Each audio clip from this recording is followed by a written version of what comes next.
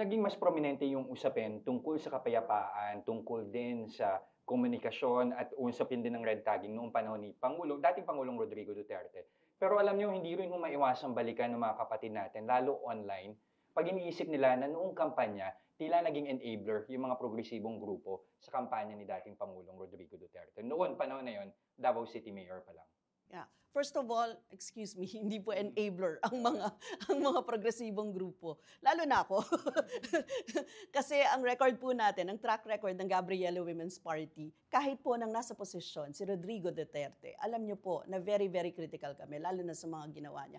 Nung nasa posisyon, pero yung meron ding mga kung babalikan natin, mga ilang kasapi ninyo sa Makabayan, na tila meron din mga pagsang-ayon sa mga naging pangako nung kampanya, mga naging pulisiya, Because eventually. there was an agenda, people's agenda that was given to him.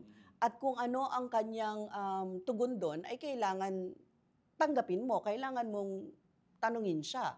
So there are things na, for example, sinabi niya nga, upo tayo sa peace process. I remember nung nasa Congress ako, 200 plus mahigit na mga kongresista ang pumirma for the peace process. And that's good, kasi may pagsisimulan ka eh, ganon. But those are issues.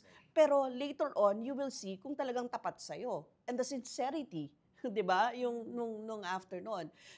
Nung nagsimula siya, maganda, pero marami kasing mga may maraming mga military hawks, maraming mga saboteurs, peace saboteurs, maraming mga iba-iba ang pagtingin at pag-unawa diyan. Kaya ang nangyari, it did bog down, Kaya ganun yung nangyari. At pinatunayan naman ng mga Duterte kung anong klase ang kanilang pamumuno after noon.